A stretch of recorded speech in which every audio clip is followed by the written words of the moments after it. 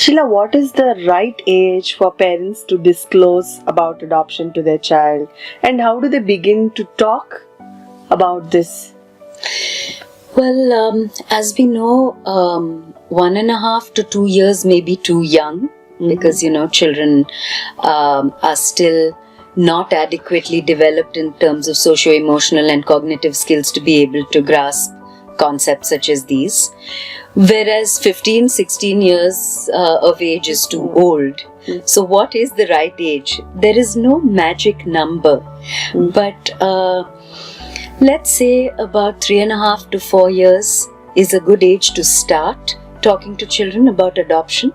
And like I had said earlier, we may start introducing the concept through stories and mythological tales and so on, and maybe not even with adoption, just stories about families.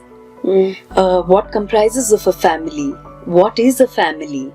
What do people do for each other in a family? So that children already start developing notions of a happy and loving family. And then we introduce perhaps concepts very simply of parents, couples who couldn't have children. Okay. And once upon a time, there were these people, they couldn't have children, they really wanted a child.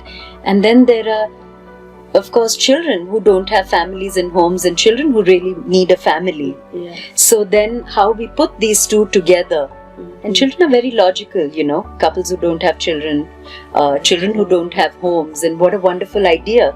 So we're already presenting the notion of how families are formed or can be formed other than children being born. Okay. So this is how we lay the grounds through stories. And for couples who didn't have health reasons but who adopted by choice, they could introduce notions of families to say that we believe that families can be made in many ways. Sometimes children are born to a family, sometimes they come in other ways, and it doesn't matter. So this is how we lay a basis, telling children little stories about how happy families are formed, and then move on to concepts of adoption. Okay. Then what about in the context of adopting older children? They already know that they are adopted. Then is disclosure relevant in this context? True, actually, when you adopt a child at the age of 3 or 4 and so on, they're aware of where they came from. So for them, it is not like, when you adopt an infant who absolutely doesn't know unless he or she is told that he or she has been adopted. So in case of an older child, the disclosure doesn't apply in exactly the same manner. But disclosure of adoption is a much broader concept than just informing children or giving information about the adoption itself. There is so much more.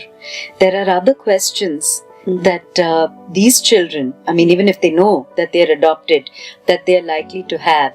Where did I come from? Who were my birth parents? Why did they give me up? Didn't they want me? Did you really want me? What if you don't want me one day? What if you return me to that home that I came from?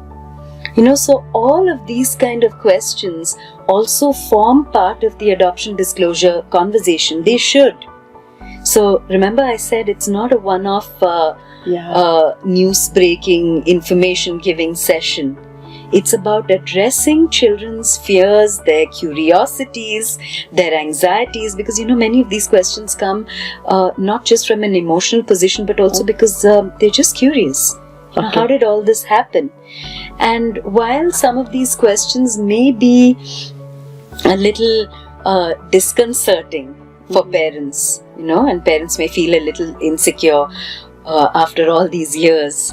After I've raised this child and loved her, brought her up and done everything, done my best to be a good parent, she now says, can I see my, real family? Are you my real family, or are they my real family?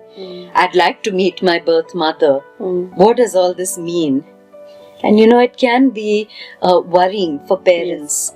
However, as I said earlier, if you are really worried, there is always professional help available to guide you and provide you with perspectives on how to respond to your child. Yeah. But essentially, it's not like as a parent you have to have an absolute right answer to these questions. Use the time to be open to these questions that your child puts. Okay. You know, it's better that your child asks you these questions than suppresses them, you know, because you are going to be worried or you cannot, you know, you are unhappy about these questions. You know, when children get that feeling and they suppress these questions, they're sort of going round and round in children's minds, and that's what causes anxiety and other difficult emotions, which in turn lead to behavior problems. So remember what I said, that if adoption disclosure is not done appropriately and openly, it creates worries and anxieties in children's minds. That's why children in the adoption context can develop emotional and behavioral problems. So it's about being relaxed and saying, well, I can try and answer some of these questions. I may not know the answers to everything. I can try and find out for you. You know, questions about where is my birth mother? Do we have information? You know, we can go back to that institution. That's if it's possible geographically. Let's ask and find out. Give them your thoughts and viewpoints on questions such as, didn't my parents... didn't my real parents or biological parents want me? Perhaps they really wanted you. Perhaps they really wanted to keep you. I don't know, but perhaps they could not.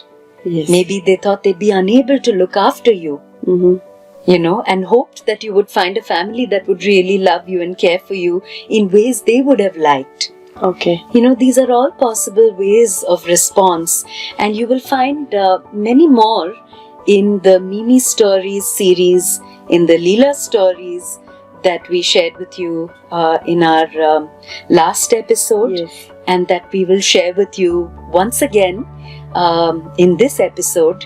So you will find more responses, you know, scripts and examples of how to respond to some of these questions that children may put to you in our stories that we already shared in our last episode, the Mimi Stories and the Leela Stories. They are not absolute scripts, but they're just more ideas for you on how you can respond to questions that children may have, and that children absolutely have the right to ask.